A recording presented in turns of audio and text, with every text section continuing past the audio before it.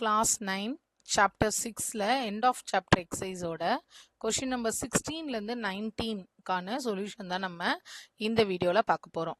So question number 16லயே நமக்கு ரெண்டு subdivision கொடுத்துருக்காங்க. ஃபர்ஸ்ட் சப்டிவிஷன் ஒரு ட்ரையாங்கிள் இருக்கு. அந்த ட்ரையாங்கிளை வந்து ஈக்குவலா கட் பண்ணியிருக்காங்க.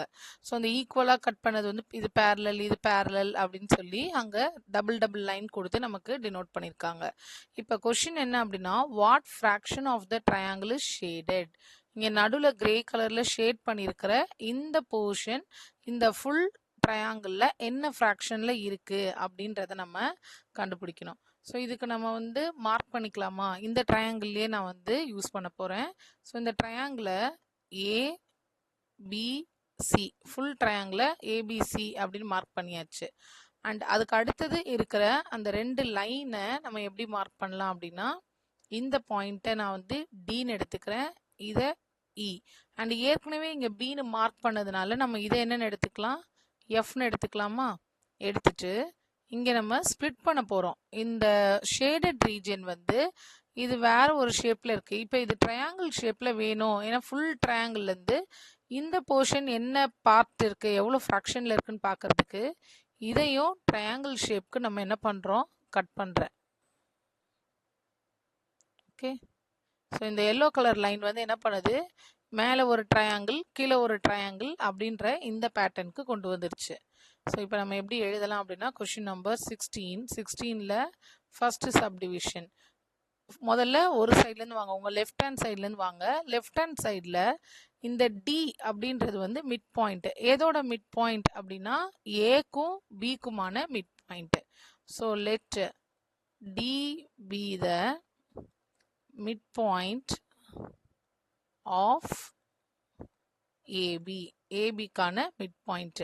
அது மிட் பாயிண்ட் அப்படின்னா டிலேருந்து ஒரு லைன் வருதுல்ல, டிலேருந்து இக்கு ஒரு லைன் வருது. ஸோ டிஇ அப்படின்றது மீடியன் லைனாக இருக்கும். So DE is the median of triangle. எந்த ட்ரையாங்கிள்? மேலே இருக்கிற இந்த ட்ரையாங்கிள். நான் வந்து அதை வேற ஒரு கலரில் டினோட் பண்ணுறேன், இந்த ட்ரையாங்கிள்.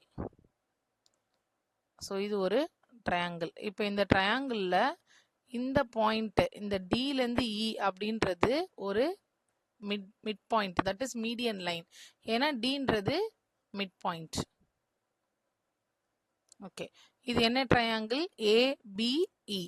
So triangle ABE. இப்போ இந்த ட்ரையாங்கிளில் நம்ம ஏற்கனவே ஒரு மீடியனுக்கு ஒரு ப்ராப்பர்ட்டி படிச்சிருக்கோம். என்ன ப்ராப்பர்ட்டி அப்படின்னா, median divide the triangle into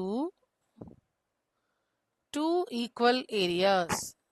Two equal area. So இந்த மீடியன் டிஇ அப்படின்றது ஒரு ட்ரையாங்கிளை ரெண்டா ஸ்ப்ளிட் பண்ணிடும் வித் ஈக்குவல் ஏரியா.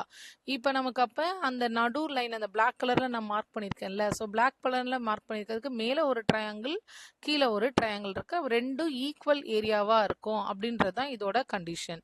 ஸோ நம்ம இப்போ என்ன சொல்லலாம், ஏரியா ஆஃப் ட்ரையாங்கிள் ஏடிஇ மேலே இருக்கிறது, area of triangle ADE equal to area of triangle கீழே போர்ஷனில் என்ன இருக்குது நமக்கு, டிபிஇன்னு இருக்கு, இல்லை பிடிஇ. நம்ம எப்படி வேணால் எழுதிக்கலாம், பிடிஇ.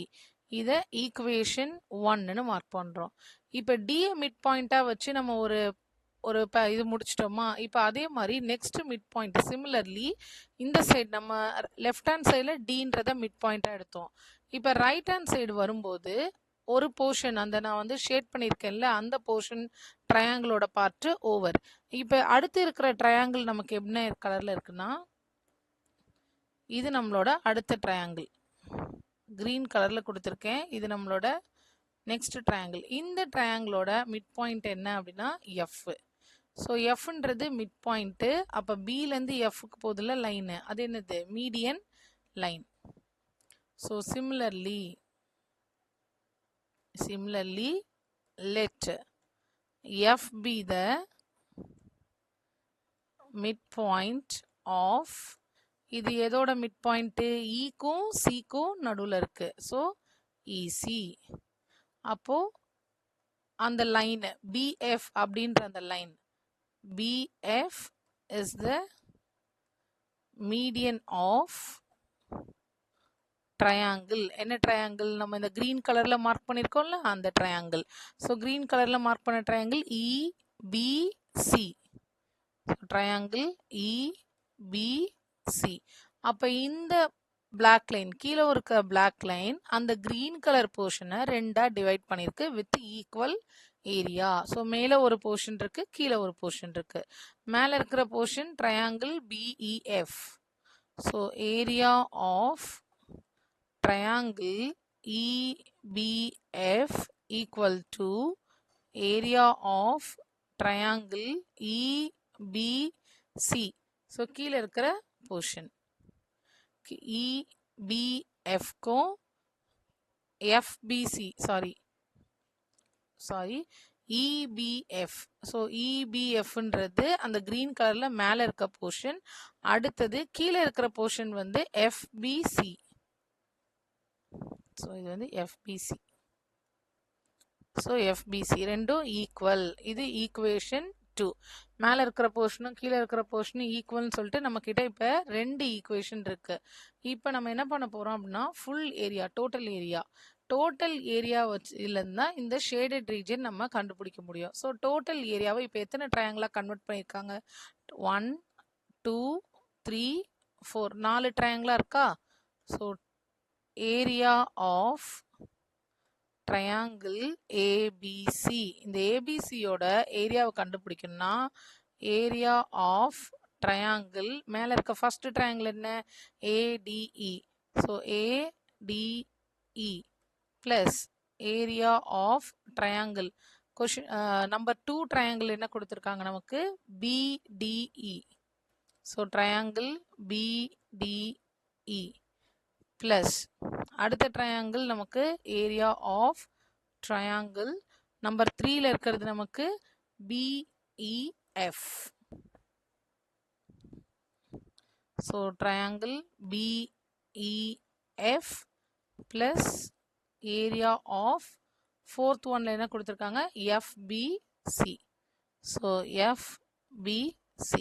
இந்த 4ஐயும் ஆட் பண்ண போறோம். இந்த 4ல நமக்கு இங்கேருந்து என்ன தெரியுது அப்படின்னா ஈக்குவேஷன் 1ல ADEயும் BDEயும் ஒன்றுன்னு சொல்லிட்டோமா? அப்ப நம்ம இந்த ADEயை நம்ம யூசிங் 1 BDEன்னு எழுத முடியும். இந்த இடத்த BDEன்னு நம்ம சேஞ்ச் பண்ணிக்கலாம். அதே மாதிரி கீழே FBCயும் EBFும் ஒன்றுன்னு சொல்லிட்டோம். ஸோ அப்போ FBCயை நான் EBFன்னு எழுதிக்கலாம். ஸோ இதை சேஞ்ச் பண்ண போறேன் நான். ஸோ ரெண்டுத்துல எதை சேஞ்ச் பண்ணாலும் ஓகே. நமக்கு தேவையானது வந்து ஷேடட் ரீஜன் வந்து EBF, அதனால EBF அப்படியே இருக்கட்டும். அந்த இன்னொரு இதை வந்து நம்ம சேஞ்ச் பண்ண போறோம், இதை சேஞ்ச் பண்ண போறோம். ஸோ எதில் சேஞ்ச் பண்ணாலும் ஒன்று தான். So by using 1 first part எப்படி எழுத போகிறோம்? ஏரியா ஆஃப் ட்ரையாங்கிள் ADEன்னு இருக்கிறத நான் வந்து BDEன்னு எழுதுறேன். அண்ட் ஆல்ரெடி ஒரு ஏரியா ஆஃப் ட்ரையாங்கிள் BDE அப்படின்னு ஒரு டேர்ம் இருக்கு. ப்ளஸ் அடுத்தது ஏரியா ஆஃப் ட்ரையாங்கிள் BEF அப்படியே இருக்கட்டும், ஏன்னா நமக்கு அது தேவையான போர்ஷன். பக்கத்தில் ஏரியா ஆஃப் ட்ரையாங்கிள் FBC. அந்த FBCயை வந்து நமக்கு ஈக்குவேஷன் நம்பர் 2ல என்னன்னு எழுதியிருக்கோம்? EBFன்னு எழுதியிருக்கோம். இப்போ இது ரெண்டுமே 2 டைம்ஸ் இருக்கா? அப்போ நான் எப்படி எழுதலாம்? Area of triangle ABC equal to 2 times of area of triangle BDE plus area of triangle EBF. Okay, so in the shaded region என்னது? DBE. So sorry, BDE DBE ரெண்டும் ஒன்று தான். So BDE plus EBF. EBFும் இந்த shaded ரீஜனுக்குள்ளே வருது. இது ரெண்டுத்துக்கும் ஆன value shaded region equal to half of, இந்த 2 அங்கே எடுத்துட்டு போனால் என்ன வரும்? half of area of triangle ABC equal to area of triangle BDE plus area of triangle EBF. So நம்மளோட ஷேடட் ரீஜனோட வேல்யூ வந்து half of the whole triangle. ABCன்றது whole triangle. அதுல half area தான் நமக்கு இதுல இருக்கு. ஓகே, இது கொஸ்டின் நம்பர் 1க்கானது. கொஸ்டின் நம்பர் 2க்கு என்ன பண்ண போறோம் அப்படின்னா, நம்ம இதுலயே டிவைட் பண்ண போறோம். ஏன்னா இது வந்து ஒரு ஸ்கொயர். ஸ்கொயர்ல கொடுத்துருக்கிறதுனால நம்ம என்ன பண்ண போறோம் அப்படின்னா, வெர்டிக்கல் அண்ட் ஹாரிசான்டல் லைன்ஸ் வரைஞ்சி இங்கேயே நம்ம மார்க் பண்ண போறோம். இந்த மார்க் பண்ற ரீஜன்ல இருந்து நம்ம எடுக்க போறோம். ஸோ எப்படி எடுத்துக்கலாம்னு பாருங்க. Question number 2. கொஸ்டின் நம்பர் 2க்கு draw horizontal and vertical lines through each corner of the shaded region. So நம்ம ஷேடட் ரீஜன்லேருந்து மார்க் பண்ணுவோமா? ஒவ்வொன்றுக்கும் நம்ம லைன்ஸ் வரைய போகிறோம். ஸோ இது இந்த ஷேடட் ரீஜனோட ஃபர்ஸ்ட் கார்னர். இந்த ஃபர்ஸ்ட் கார்னருக்கு ஒரு ஹாரிசான்டல் லைனு, ஒரு வெர்டிக்கல் லைன் வரைஞ்சாச்சா? அடுத்த கார்னருக்கு ஒரு வெர்டிக்கல் லைன் அண்ட் ஒரு ஹாரிசான்டல் லைன் வரைஞ்சாச்சா? அதே மாதிரி அடுத்த கார்னருக்கும் ஒரு ஹாரிசான்டல் லைன், ஒரு vertical line. And last corner அந்த டயக்ராம், ஷேடட் டயக்ராமுக்கு தான் நம்ம வந்து வரைகிறோம். ஒரு ஹாரிசான்டல் லைன் அண்ட் ஒரு வெர்டிக்கல் லைன் வரைஞ்சாச்சு. இப்போ இது ஒரு கிரிட் மாதிரி தெரியுதா உங்களுக்கு? ஸோ இப்போ இந்த கிரிட் எப்படி இருக்குன்னா 1 2 3 4 5 5 காலம்ஸ் அண்ட் 1 2 3 4 5 5 ரோஸ்ல இருக்கு. இப்போ இதுல நமக்கு தேவையான போர்ஷன்ஸ் மட்டும் நம்ம எடுக்க போறோம். ஸோ நமக்கு தேவையான போர்ஷன்ஸ் எங்க இருக்கு அப்படின்னா, ஃபர்ஸ்ட் இங்க இருக்கு. நம்ம வந்து ஷேட் பண்ணது மட்டும் பாருங்க, இந்த இடத்துல இருக்கா? ஸோ இது 1, இது 1 அண்ட் அடுத்தது இது வந்து இந்த ரெண்டு போர்ஷனும் சேர்ந்தா இது வந்து மோர் தென் ஹாஃப் இருக்கு. நம்ம ஏற்கனவே உள்ள கிளாஸஸ்ல படிச்சது மோர் தென் ஹாஃப் இருந்ததுன்னா நம்ம அதை 1ன்னு கன்சிடர் பண்ணுவோம். ஸோ 2, அதே மாதிரி இங்கே ஒரு போர்ஷன் இருக்கு விச் இஸ் 3 அண்ட் 4. 4 பக்கம் 4 இருக்கு. நான் நம்பர் பண்றேன். ஸோ 1 2 3 4 5. ஸோ 5 ஸ்கொயர்ஸ்ல நமக்கு ஷேடட் ரீஜன் இருக்கு. இதை நம்ம எப்படி எழுதலாம்?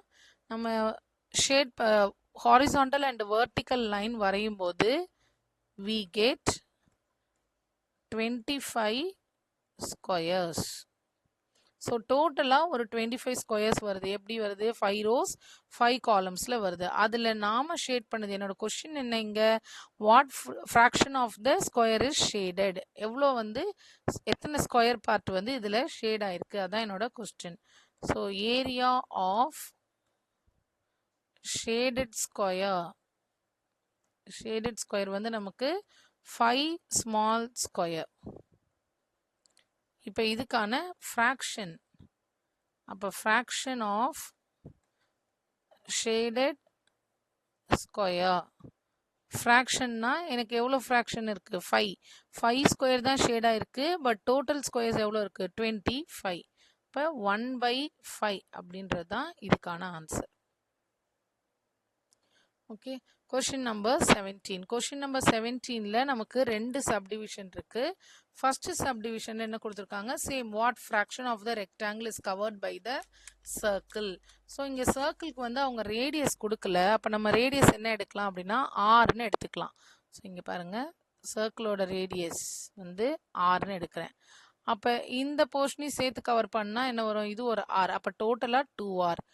அதே மாதிரி அடுத்த சர்க்கிளுக்கு ஒரு 2r, அடுத்த சர்க்கிளுக்கு ஒரு 2r.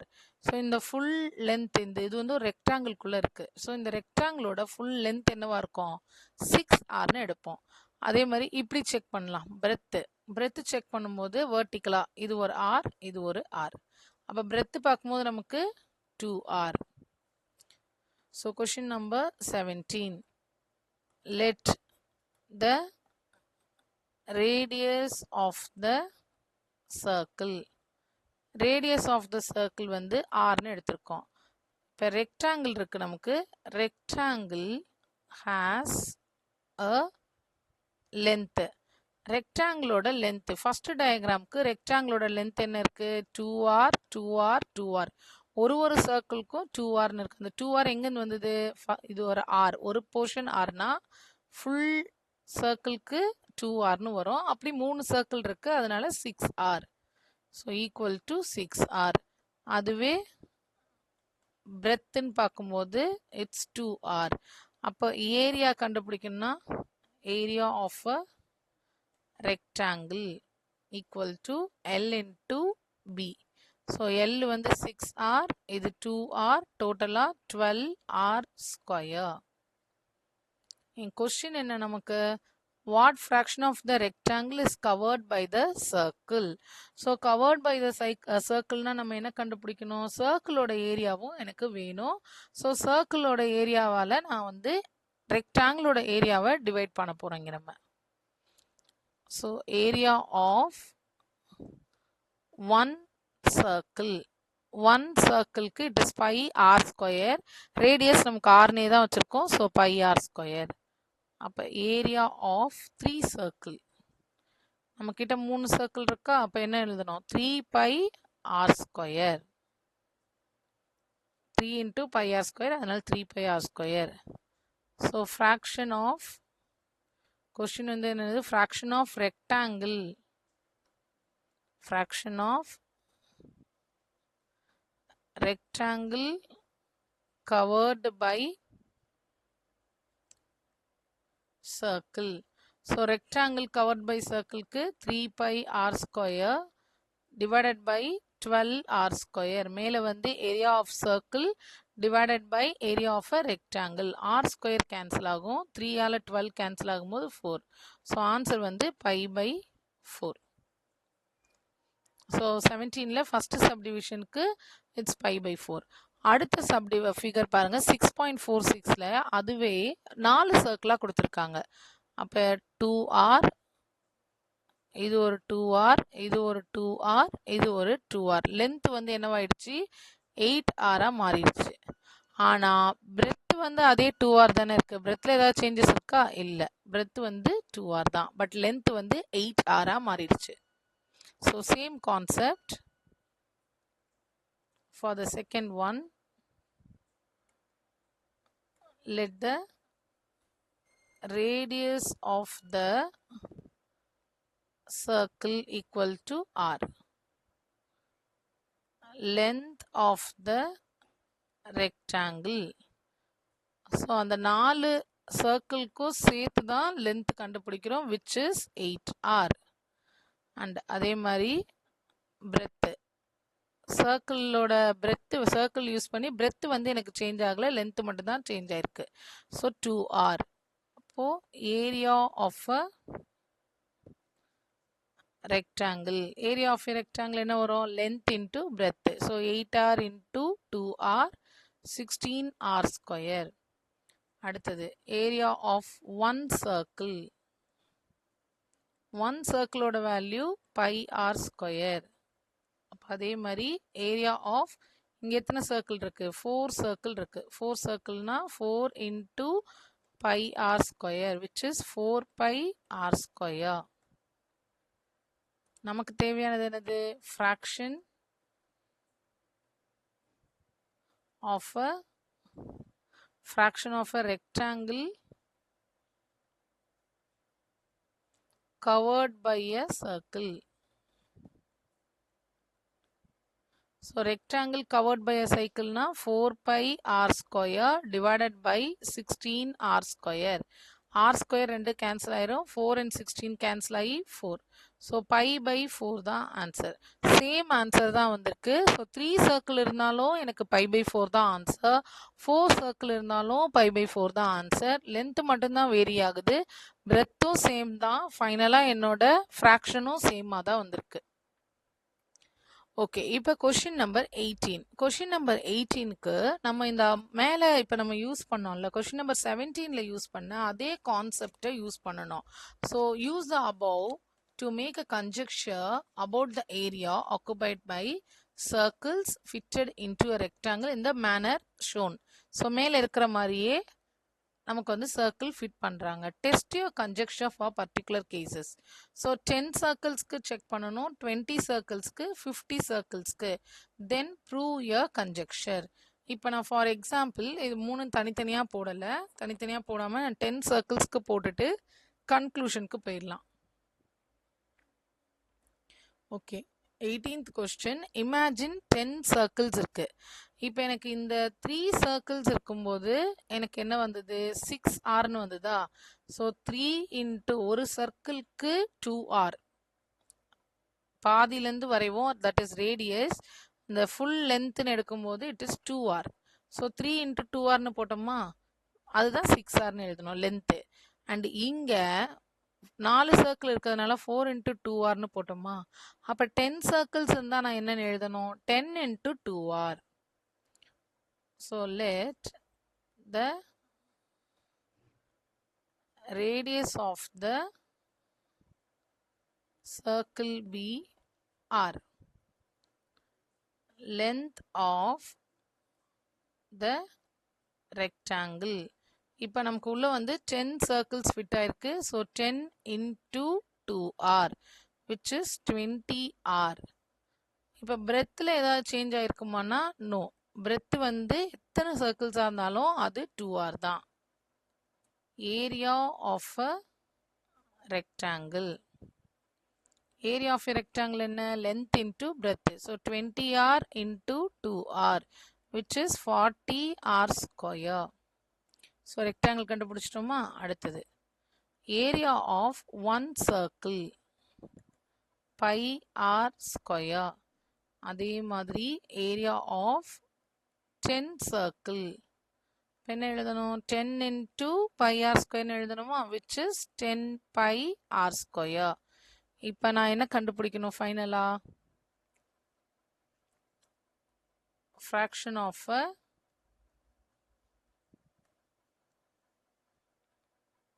so same தான், fraction of a rectangle covered by a circle. Fraction of rectangle covered by 10 circle இங்க. ஓகே, இப்போ மேலே நமக்கு என்ன இருந்தது, 10 circle it's 10 pi r square divided by 40 r ஸ்கொயர்னு இருக்கு.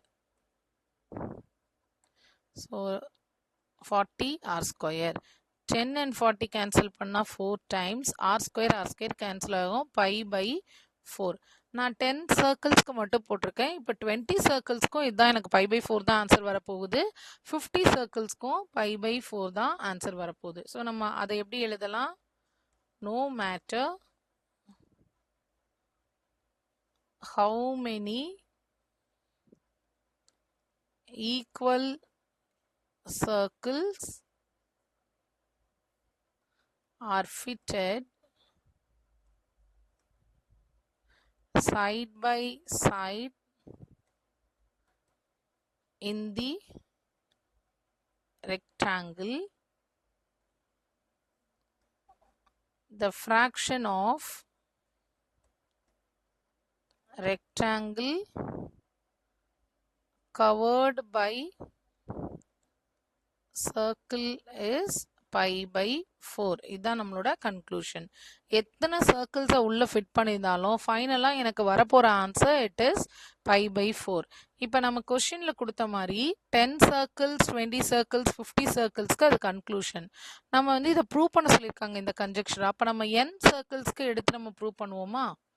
ஸோ இங்கே ஃபார் n சர்க்கிள்ஸ் உள்ள n சர்க்கிள் இருக்கிறதா இமேஜின் பண்ண போகிறோம். n சர்க்கிள் இருக்கிறதா இமேஜின் பண்ணால் length of the rectangle.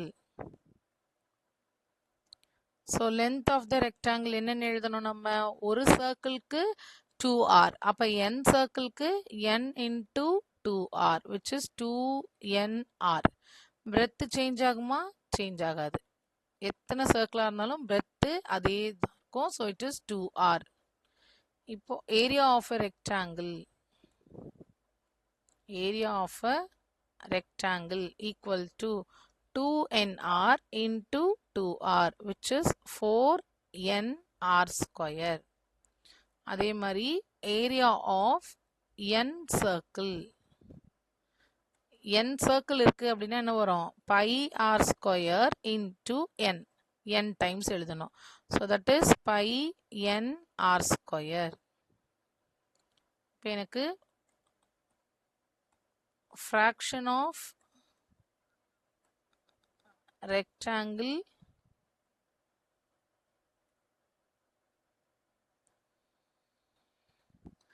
covered by the circle. Covered by the circle என்ன எழுதணும்? pi n r square divided by 4n r square. r square cancel, n cancel, it is pi by 4. இங்கேருந்து நம்ம final conclusion நம்ம என்னன்னு சொல்லிடலாம்? So for 10 circles, 20 circles, 50 circles, the fraction is always.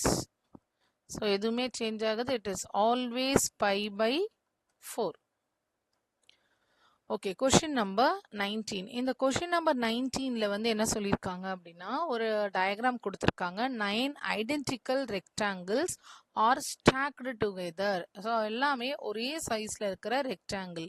இதை stock பண்ணும்போது எப்படி ஸ்டாக் பண்ணியிருக்காங்கன்னா, மேலே இருக்கிறது வந்து லென்த் வைஸ் இருக்கு அண்ட் கீழே இருக்கிறது பிரெத் வைஸ், விச் மீன்ஸ் மேலே 4 தான் அடிக்கிருக்காங்க, கீழே வந்து 5 வந்து அடிக்கிருக்காங்க. Figure shows 9 identical rectangles fitted together to make a large rectangle. அந்த large rectangle ஏரியா கொடுத்துட்டாங்க.